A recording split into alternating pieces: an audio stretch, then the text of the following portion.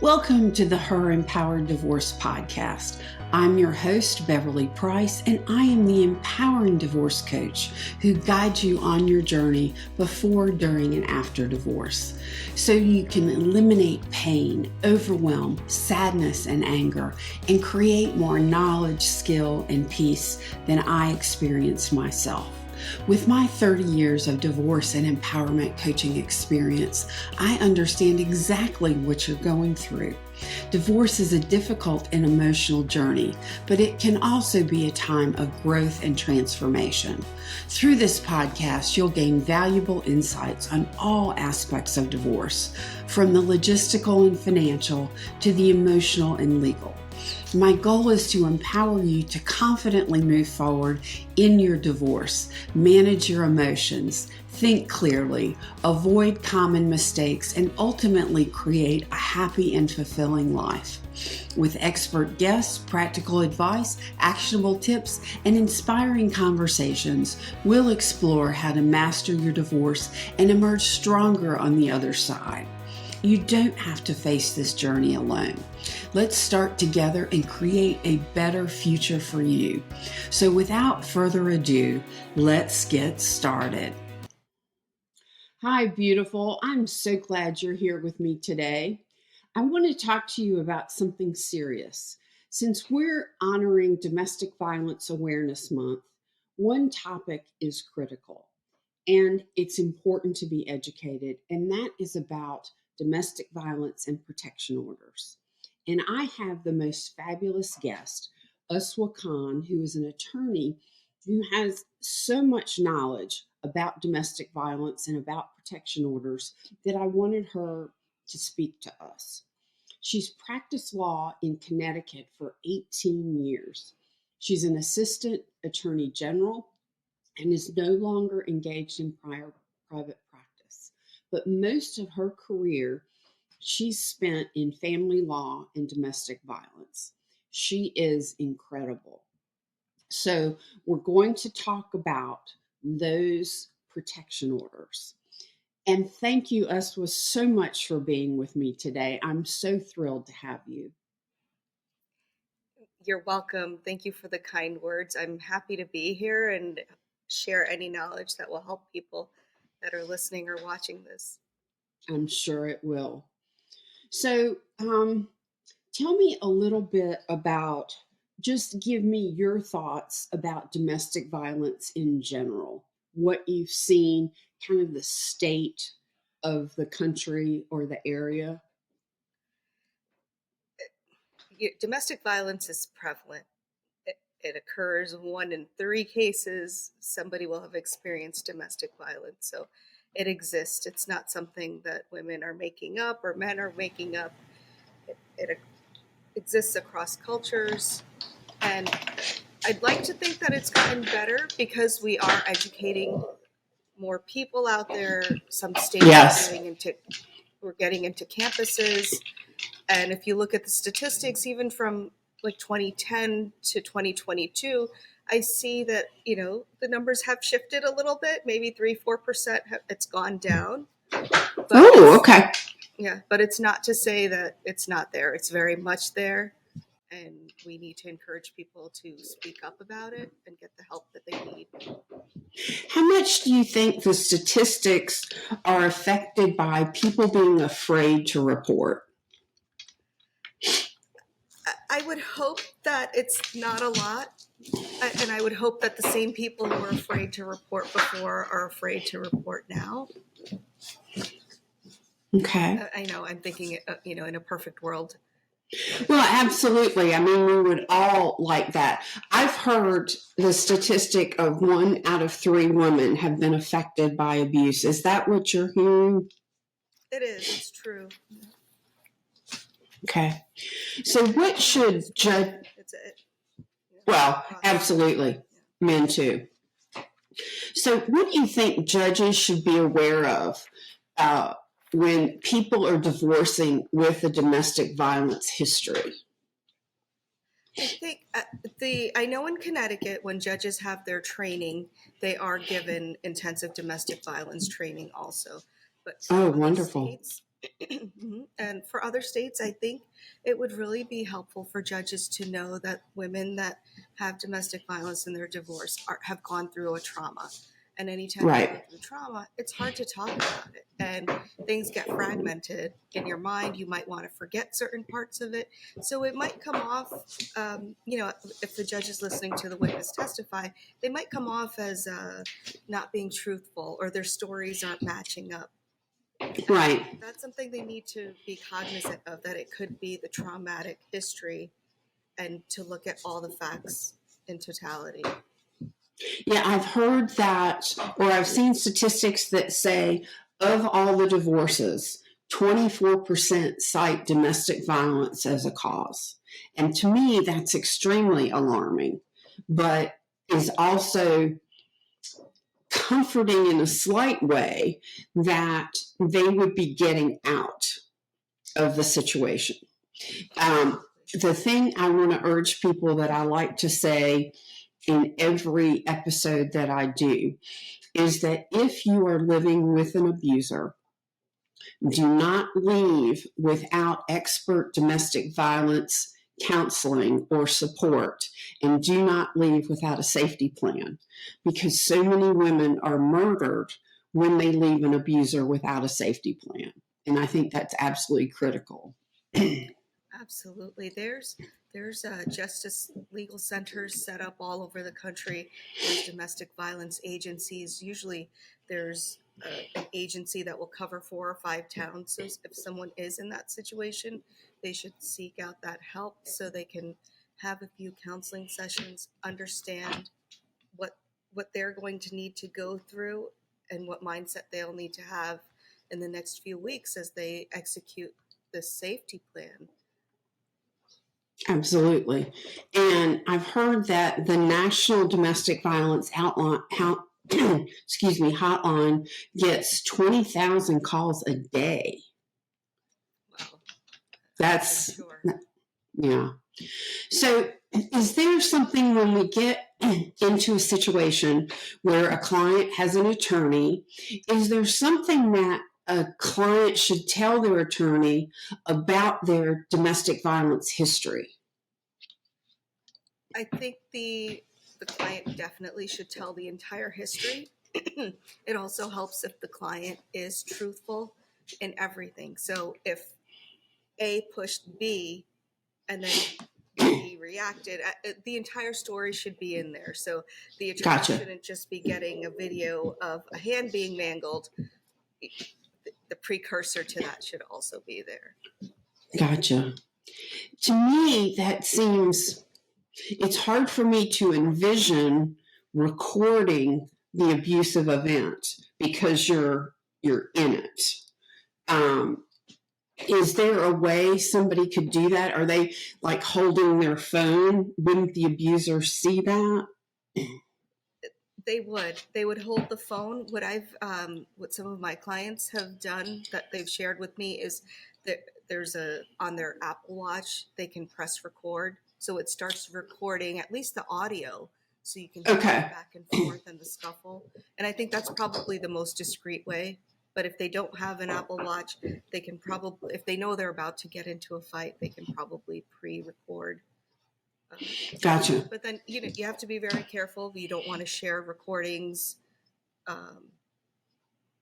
via the internet, or if you have the recording, play it for your lawyer, and they will advise you as to how to. Yes, absolutely. So tell me a little bit about restraining orders. Is a restraining order the same as a protective order? How effective are they? When should you get one? Okay, so I'm going to preface it from Connecticut's point of view. Sure. Restraining orders and protective orders, in my eyes, are identical. They protect the person the same way. The protective order comes out of criminal court when there's been an arrest or the police arrived on the scene, or some criminal activity occurred. So the protective order was issued right there. The restraining order, the party has to go into civil court and apply for it. But the same outcome happens. So the victim is protected from the abuser. The abuser must relinquish their firearms. They have to stay away from the house. They have to stay away a certain number of yards from the person. They can't contact them through Facebook or a third party. Sometimes the restraining order will also affect the children, where they cannot see the children. Some states also have a monetary amount in the restraining order that, that this person is going to be obtaining this much a week. Wow. Wow, that's interesting. It is. I apologize. And then the effect is whoever violates, whether it's a protective order or a restraining order, you still go to criminal court if you violated it. The police get called and the person gets arrested.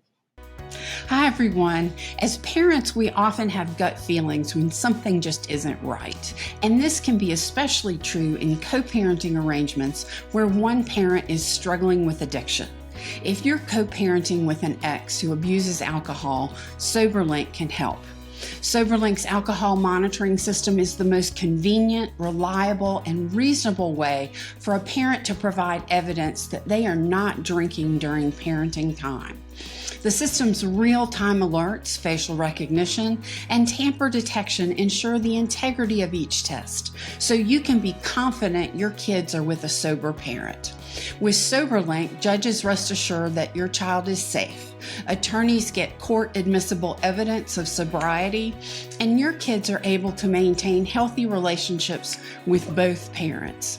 To sign up, SoberLink's offering $50 off your device for our listeners. Visit www.soberlink.com/empowered, and that will be in the show notes as well. So when police are called to a domestic violence incident, is it the situation where the wife can say, or the husband, if he's being abused, that they don't want the police to take the abuser with them and arrest them? Is it up to the spouse being abused? I don't think so. I think okay. It's up to usually two policemen will go, or police personnel, and one will talk to the wife, one will talk to the husband, and now they have the body cams on them. So yes. I've subpoenaed the body cam footage to court when there's been a restraining order hearing, just so it's the real, it's the depiction of the scene, and the police is there, and the judge can see how each party was acting and what was going on, like tables were overturned, Right. So it becomes a crime that the police are obligated to deal with versus just a request from the abused party. Okay. Gotcha. Are restraining orders effective? I hear about people still getting harmed when there's a restraining order. This is tricky. I believe that restraining orders are 100% effective. I think it's when one party chooses not to use that protection to their advantage. Okay. For example, if there's a restraining order and the victim calls the abuser and says, "I need a ride," and keeps using the abuser for these things, the victim has allowed the abuser to come back and say, I'm not validating this piece of paper. However, gotcha. The victim can at any time call the police and say this person violated the order. The only time it's not effective is, God forbid, when the abuser goes in and kills the victim. Right. Because absolutely. About the restraining order. Yeah, that's certainly true. So I'm thinking about your clients, and I'm thinking about, from my personal experience when I was a victim, there's so much fear. There's fear of retaliation.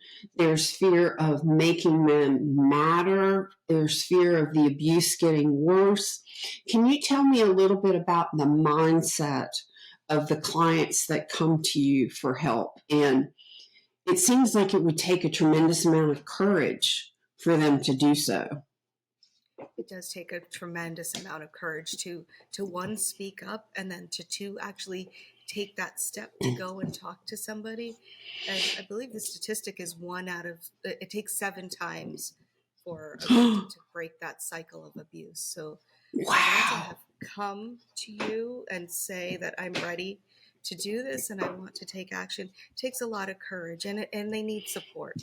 So we try to make sure that they have counseling in place, that they can turn to somebody. As a practitioner, you want to make sure that their finances might not be a problem, that their housing's not a problem, because these are things that make them scared and go back. Sure. Yeah, if they don't have a means of supporting themselves, that might be a reason that they stay. Absolutely.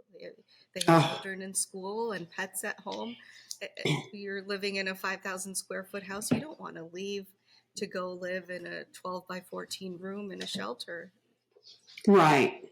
Absolutely. And then there's the shame of being a victim, the shame of other people will know. Is that a factor with your clients? I feel like when they come to me, or in the past when they've come to me, that has been resolved in their mind. They've made a decision that this is not going to stop them. Obviously, our proceedings are confidential. Right. And so they know that it's confidential. And a lot of times if there was an arrest, it might have already made it to the paper or online. Right. Absolutely. And it seems like that, we talked about earlier that there's so much violence that can happen if someone says they're going to leave. And it's not only violence against the spouse or the partner, it can be threats of violence against the children, almost as to cause pain to the partner. I'd rather harm the children and make you suffer than harming you necessarily. Absolutely. They know that it's all about control and mind control. So they know that how are they going to control this victim? What does she love the most? Let's go after that. Tell me a little bit about what you've observed about abusers. Do they look like everyday people on the outside? What goes on inside of them? What makes them do this?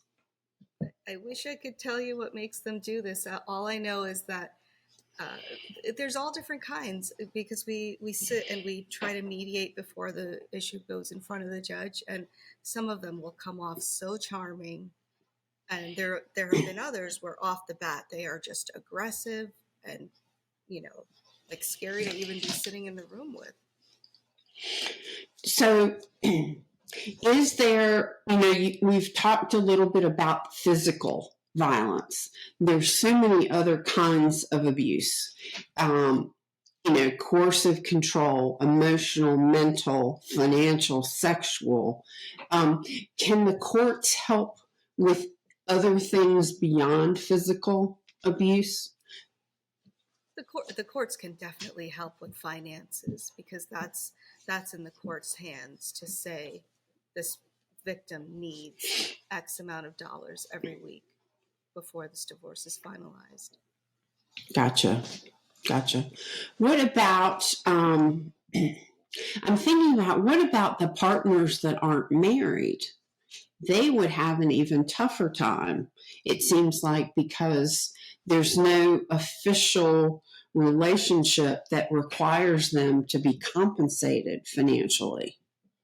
Absolutely. You're right. And unless they had some kind of physical contract, there's really nothing they can do. I know that there's laws where landlords can work with an abuse victim to help them change their locks or things of that nature. But if it's a party that's if it's two people that are just together, there's usually nothing there in paper. about how things will be divided out. What is the process that someone needs to go through to get a restraining order? In Connecticut, you go to the Superior Court clerk's office and they give you forms. You fill it out. There's an affidavit, which is extremely important because on that affidavit, you want to write a little bit of history, which might be important to why you're so fearful of this person. And you want to explain to the judge who's reading this affidavit why your life is at risk and why you are in imminent fear that this person will come back and attack you, your children, your pets. And sometimes if someone's been stalking you, you can say, I know he drives his car around my house 10 p.m. every day because I see it. It comes up on my camera. That's another good point. Stalking is something terrible that can happen to victims. Is that something that protection orders can protect you from? It is. In Connecticut, if the two parties don't have a relationship, they can file a civil protective order. And so the stalking would be covered under that. But even under regular restraining orders, stalking, threatening behavior is covered. And let's go back for a minute to in the divorce situations, in abusive situation. Is it critical to select an attorney that has experience with domestic violence? I think it's very important. It's absolutely helpful to select somebody who has experience with domestic violence just because they can understand and they can explain. If they need to hire an expert, they may know the people who they can use to testify. Although my first domestic violence case that came to me, I was inexperienced, but it was just, it was the way I reacted to the victim and how she felt comfortable with me and sharing things. And yeah, I think that would be, it seems like you would be somebody that a victim would be very comfortable with. Thank you. Yeah, they've said that I have a calming effect on them. So yeah, and I bet they need that. Absolutely. With the turmoil going on in their life, yes. So when women or men apply for restraining orders, I was told that there's a significant number that kind of retract that restraining order. They may come in one day and apply, and then the next day come in and say, I've changed my mind. Does that happen a lot? I have seen it, but I wouldn't quantify it as a lot. And the way I've seen it is that they just don't show up and it gets dismissed. And the context that I've seen it in is the abuser saying, well, look, she didn't even show up. She applied and didn't show up. But it's out of fear or out right. of that retaliation that she may not have shown up. And so go ahead. No, that's okay. How do we get a judge to, and an abuser's attorney, well, maybe a judge, to understand what's going on in the victim, the fear, the, why she's doing this? It seems like you would need some sensitivity in the judge, and yet they need to be objective to kind of decide this case. What is it that you hope judges will understand? I hope that they can understand that the person coming in front of them is sharing a very secretive and important piece of their life with them. And, like how we hear children don't make up lies about abuse. Most of the time, victims don't make up lies about the abuse either. And so when I have my victim on the stand, I will have them testify about the fear and why this fear is there, because that's important to know that, fear is subjective, but to her, she knows because last time he yelled like this, he proceeded to smash an egg on her. Right. So you mentioned a point about victims not making things up. But I've heard some attorneys say that people use domestic violence complaints to almost stick it to the abuser or the other party. And it clouds this understanding of the significance of domestic violence because they'll say, well, there's so many false reports. What are your thoughts on that? It's difficult. I've represented men who have gone through this exact same thing, and they've sat in my office and told me that this was a total lie. Like, we were just making dinner and something happened and she blew it out of proportion. Or, the wife may have used it to get custody of the children. And unfortunately, it's just something that they have to stick out until they get their day in court, until they get their hearing in front of the judge so they can tell their side of their truth. And it's the judge's responsibility to try and understand the true from the false, right? Absolutely. And I guess it's the way the lawyer presents the case. Yeah, that's quite true. So when an abuser is talking to you, talking to the police, or a victim, when a victim is talking to you, talking to the police, what kind of mental condition are they in? What kind of emotional condition are they in? And how do the police in particular kind of think of that victim? Many people feel divorce is a death sentence, but with the right support and guidance, you can move through the process with knowledge, skills, and confidence. It can also be a time of growth and progress. As a divorce and empowerment coach, I'm an invaluable member of your divorce team. I help you understand and navigate the process, come to terms with your emotions, avoid costly mistakes, learn skills to help you communicate and negotiate, find your true voice, and create an empowered life post-divorce.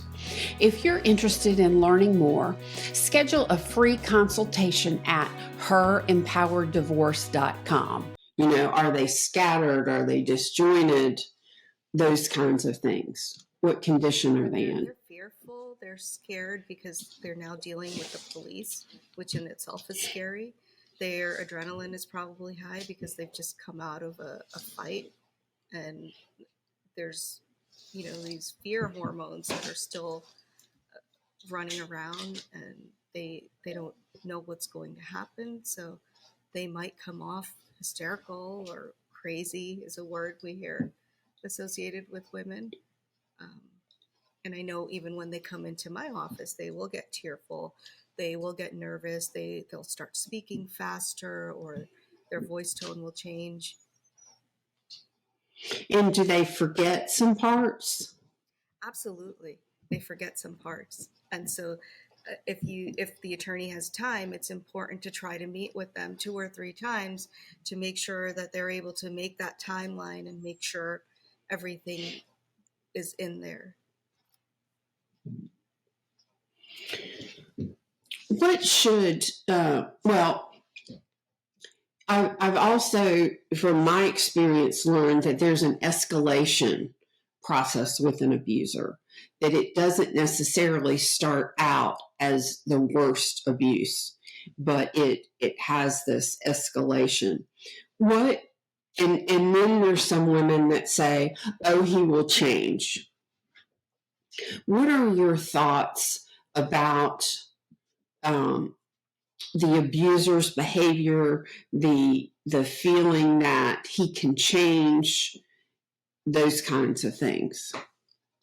I think with the abuser's behavior, they're trying to test their limits, and it's all part of their manipulation. So they know, okay, we did this much today. She didn't say anything. Okay, let's try to do this much. Let's try to raise the bar slowly, so they don't know what's going on. Almost like the frog in the boiling water analogy, right? The frog didn't know the water started to boil, so just kind of put it on her or him. Gotcha. Is domestic violence portrayed accurately in the media and TV, those kinds of things? I think nowadays it is. I saw an excellent series on HBO, Big Little Lies, and just looking at it, I could see all the elements that we look out for when we're doing a domestic violence case, and it was all there. And it started off with the child being aggressive at school to another child because the child had seen this behavior in the house. Oh, I hadn't thought of that. Yeah. What are the things you look for in a domestic violence case? Okay. Let's stop right here, editor.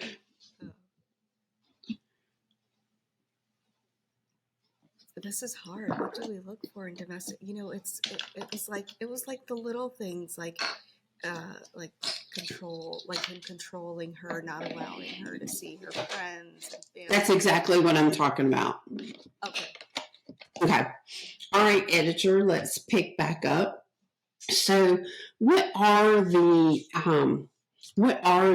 things? You mentioned there are things that you look for in domestic violence cases, and that you saw it in Big Little Lies. What are those things that you look for? It's a lot of these things are the classic signs, like the abuser bringing the victim away from her family members, away from her friends, so that she doesn't have that support network. She's alone. Gotcha. And, you know, maybe the abuser will be charming in public and everyone will think they have a perfect married life. And behind closed doors, it's not that way. Gotcha.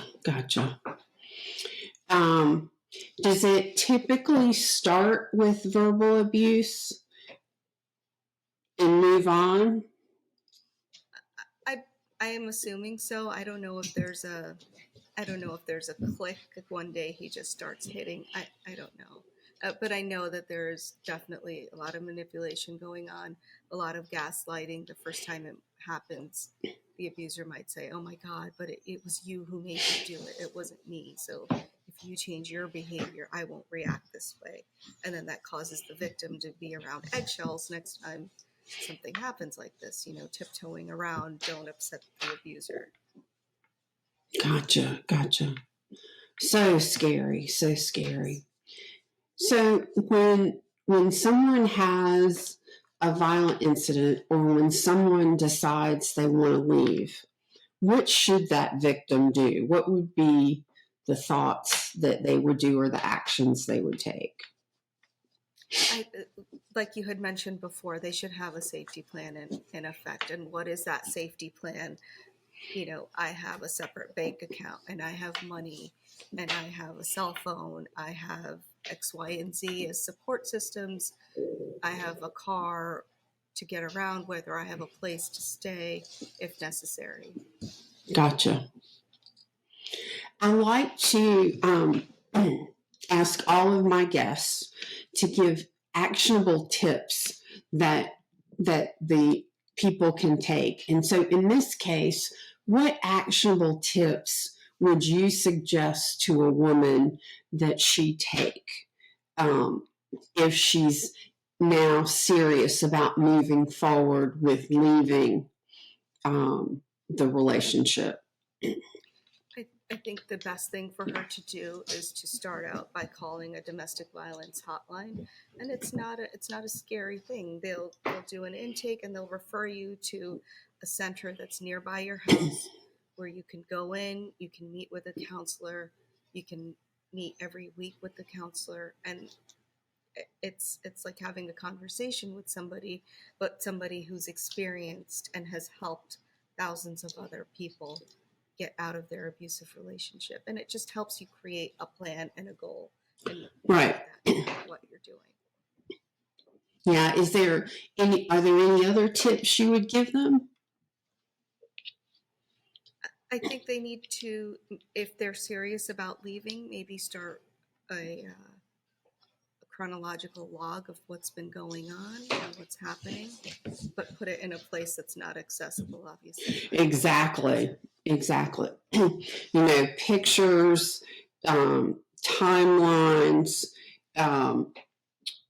anything that could be used as documentation, I would think. But it is critical not for it to be discovered, because that would really set the abuser off. Absolutely. The other thing that a victim can do is they can take their phone or their car to the police station and ask the police to sweep it, because sometimes the abuser will have like a tracker put in on the car, or they have these ghost apps on the phone, which you don't know, but everything that you're typing on the phone, the abuser is getting an identical. Oh, no. Yes. Oh, wow. They wouldn't even know that this is happening because it's a ghost app. Right. Wow.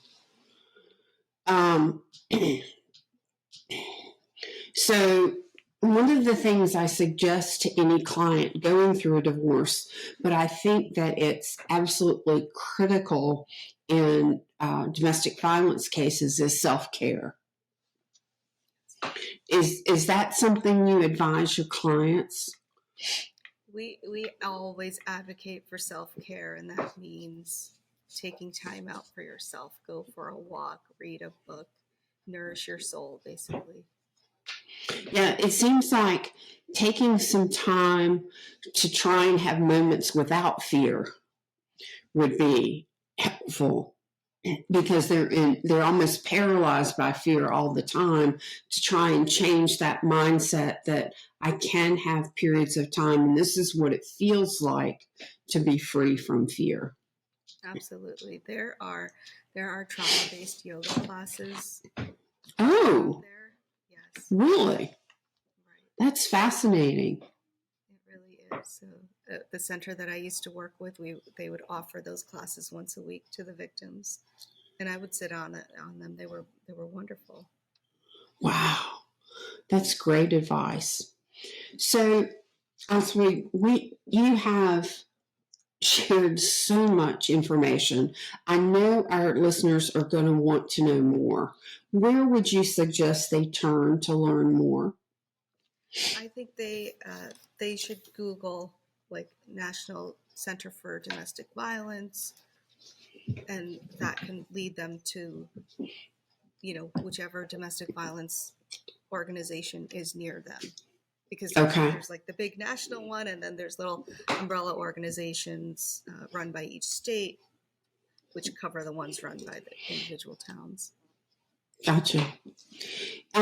Thank you so much for being with me today. This has been so enlightening, and I know it's helped so many women, and you're just fantastic. So I really appreciate your help in that. And to my audience, thank you so much for being with Uswah and myself on this episode of Her Empowered Divorce. All of Uswah's information will be available in the show notes, as well as critical information about domestic violence. This and all our episodes can be found at herempowereddivorce.com, on the podcast page, or on Apple, Spotify, or wherever you listen to podcasts.